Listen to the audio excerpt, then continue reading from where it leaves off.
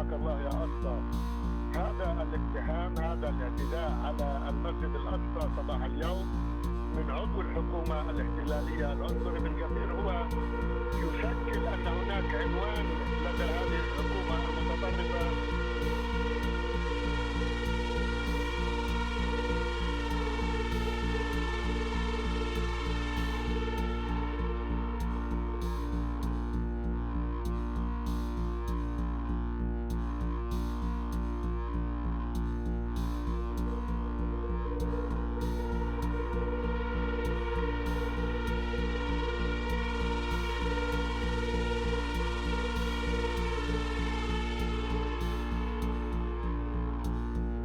The reason why Netanyahu postponed his trip to the United Arab Emirates is because Netanyahu today, with an extremist far-right coalition government, is going to be a delicate balance for him.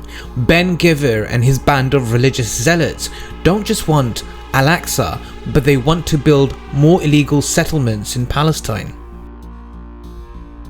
Surprise announcement from the Oval Office of a peace deal between Bahrain and Israel. President Trump announced it just weeks after the United Arab Emirates took the same step. Some praise it for promoting peace. If you remember back in 2020, the so-called Abraham Accords brought many countries in the Sunni world to establish ties with Israel. Countries like Bahrain, United Arab Emirates, Sudan, and even Morocco. With the extremists in power now through a coalition in Israel, Arab leaders are already expressing their outrage, and this year has only just begun. إن اقتحام الوزير الإسرائيلي بن غفير للمسجد الأقصى المبارك صباح اليوم يشكل تحدي خطير لمشاعر جميع أبناء الشعب الفلسطيني. And it's not just the Arab world voicing outrage, but also opposition leader Yair Lapid, who until last week was Israel's prime minister. He warned that Ben Gvir's visit and any plans to change the status quo would endanger human lives. It's going to be interesting to see what happens next. Netanyahu is not the Netanyahu of 2020. The guy is desperate today to foil the prosecutors who are out to nail him on corruption charges. And there's actual far-right religious lunatics in his coalition government who want to ignite conflict in the region. This is going to be extremely hard for him to control. Ben Gvir, the minister who visited the Al-Aqsa compound, is the leader of the Jewish Power Party. He's also the Minister of National Security. He has a conviction for incitement to racism and supporting a terrorist organization.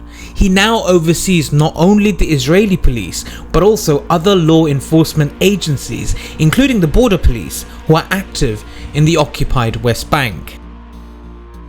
And what's really strange about all this is, it appears all the criminals are in power in Israel. 4 of the top 5 party leaders of the incoming coalition, Netanyahu, Aryeh Deri, Bezalel Smotrich and Ben Gvir, have either been arrested, indicted, convicted or served time in prison for charges of corruption or incitement to racism. My gut instinct tells me there's a hidden hand which is controlling Netanyahu and his coalition government. All of them want to save themselves from some form of crime or another, so they'll do whatever it takes to make the deep state happy.